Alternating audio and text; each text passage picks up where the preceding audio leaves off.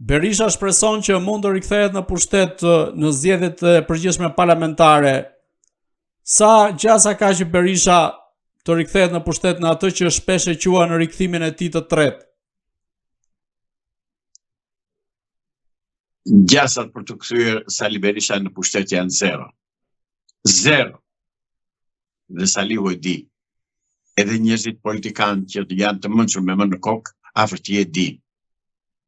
Demokratët e vërtet, të mirëfill, të ndjatët, nuk ja falin Sali Berisha dhe të letë që nuk ndihet tani.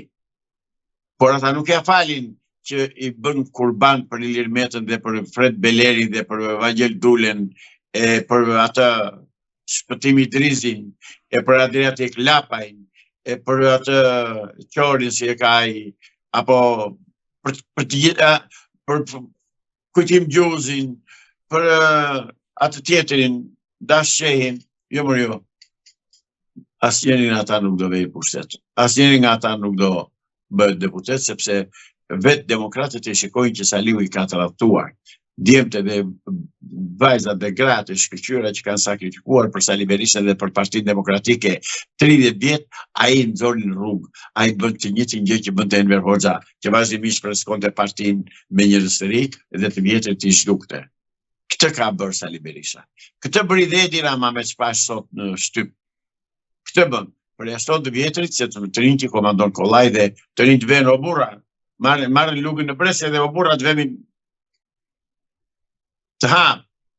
Pra, unë them të ty palëve, të gjithë populli shqiptar që shpreson se do votojnë, nuk do votojnë, të jenë të sigur për të punë, ne nuk bëjmë propagandë, ne nuk tallemi, ne flasim shumë seriozisht, dhe me dhimbje të madhe për këtë situatë që e ka tandisën gangsterët komunistë këtë vend, që komandojnë bandit të tillë si Zamir Mania dhe të tjerë, dhe shqiptarëve u ka ardhur ora që të çlirohen nga vargojt e skllavërisë komuniste. Dhe do të çlirohen, ka mbaruar kjo punë. Kjo ka marrë formë të prerë. Punë ditës, as muaj nuk do bushet tamam. Dhe do t'i shikoni zoti gazetar që këto që të mundësoni do bëhen realitet. Edhe Edi Rama nuk do kandidoj, dhe ka shumë mundësi që, duke qenë se nuk do bëhen zgjedhjet, të iki, të vej ati ku e kanë kërkuar t'jap llogari për me Gonigalin, që quajnë atë, se sa fal Amerika ti korruptosh ti numrin 2 të FBI-s. Këta e budallë që besojnë këto gjëra. Nuk ta falur zotëri Amerika. Dhe do përgjigjet Edi Rama një për një. Zoti Islami, kryetari i Partisë Demokratike Sali Berisha ka përfshirë në koalicionin e tij edhe 2 parti antagoniste siç janë ato të PBD-njës dhe PD-jus, përkatësisht të Vangel Dules dhe Shpëtimi Drizit. Teksa ky i fundit ka theksuar se po vijon ende negociatat me Berishën pasi ka dalë hapur kundër Vangel Dules lidhur sa i përket kandidaturës së Belerit, figurës së Belerit më saktë, por nga ana tjetër edhe çështjes së shqiptarëve të Çamërisë. Si mendoni, pse Berisha e ka përfshirë këto 2 parti brenda në koalicion dhe sa gjasa ka që ky koalicion të përçahet nisur nga përplasja historike që këto 2 parti kanë pasur me njëra tjetrën? Unë do dëshiroja që të kishin pasur vërtet përplasje, po sa i përket Shpëtimit Drizit nuk dua t'ja zemrin gojë sepse është tradhtari i çështjes Çame. Ndoshta Vangel Dula në punën e tij, në mbrojtjen e tij, në kombin e tij, në partinë e tij është i vendosur, është në rregull ai. Ai mbron atë që ka, ndërsa Shpëtimi Drizit ka tradhtuar Çamën. Por duhet të them këtë gjë. Fakti që në koalicionin që ka ngritur Sali Berisha figurojnë dhe Shpëtimi Drizit dhe Vangel Dula, gjithë ky koalicion është një sport karavidesh. Është tamam një sport karavidesh. Asnjë vlerë nuk ka, asnjë rëndësi nuk ka, asnjë pasojë nuk do ketë në politikën shqiptare, të jenë të sigurt të tërë. Këta të tërë do vënë në burg zotëri, tërë ka politikanë që kanë vjedhur. Ore shpreh kostumi i tyre. Kështu. Si e shpjegoni deklaratën e kryetarit të Partisë Demokratike Sali Berisha se kur të vinë në pushtet do të zgjidh një herë mirë çështjen e detit me Greqinë?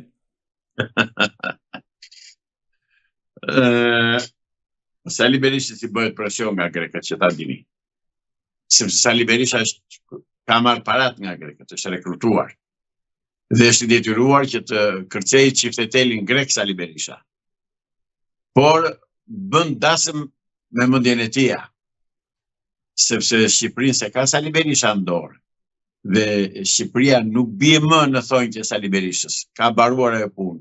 Nuk bie më në thonjtë në kthetrat e Sali Berishës dhe të mavis greke. Kështu që ai u bë qefin grekëve dhe grekët e dinë që ai nuk vjen në pushtet dhe grekët e dinë që nuk do bëjnë zgjedhje, po ta them unë. Po të kontaktoni me gazetar grek do t'u thonë në Shqipëri s'ka zgjedhje, dhe sepse dinë politikën botërore dhe politikën geopolitikën. E din mirë se çfarë ndodh dhe çfarë do ndodh dhe si do ndodh. Kështu që Sali Berisha nuk e di, duhet të ketë kaluar në delir që thotë kur të vi për herë të re të pushtet.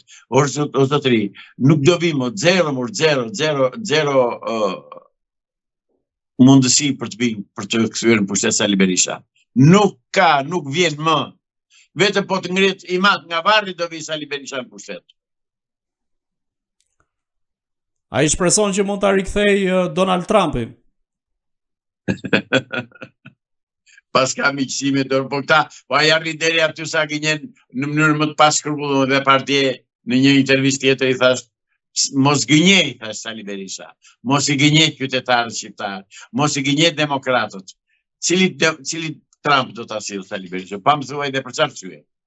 Sepse Sali Berisha është shpallur non grata në Amerikë bashkë me ca të tjerë. Si do vej në Amerikë? Me çfarë statusi, me çfarë çdo përfaqësoj? Jo më zotëri, jo. Nuk vjen më në pushtet Sali Berisha, ta harroj atë punë. Ta harroj.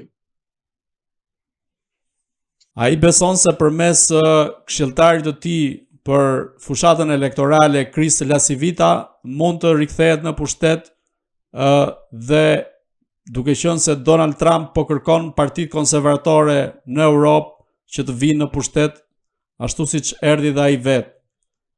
A mendoni se përmes kësaj lëvizje Berisha mund të rikthehet sërish në pushtet? Edhe njëherë ky Lasivita çfarë është atë juve? Këshilltari kujt? Është këshilltar, konsulent për çështjet elektorale i kryetarit të Partisë Demokratike Sali Berisha. Për Sali Berisha mund bjerë 100 Lasivita ai. Por në Amerikë nuk e njeh njëri Lasivitën. Nuk e njeh njëri as në fshatin më të humbur në Kaliforni, ku tiet në Amazon. Jo zotëri, kush e llogarit Lasivitën, pse gënjen kështu ai? Po prandaj thash mos i gënjej njerëzit mund. Pra po ja them dhe tani. Ore, ka karakter ky njeri, mos i gënjej njerëzit se nuk është kështu. Lasivita nuk është asnjë gjë përveç se një tregtar ose një lobist që bën fushat elektorale për atje ku e paguajnë. Këtu në Shqipëri, ai ka ardhur me $2 milion pagesë. Ku i gjeti Sali Berisha që e pagoi me $2 milion? Dhe ndërsa emrin e Trumpit mos e zëngoj fare se s'ka lidhje me këta Trumpi.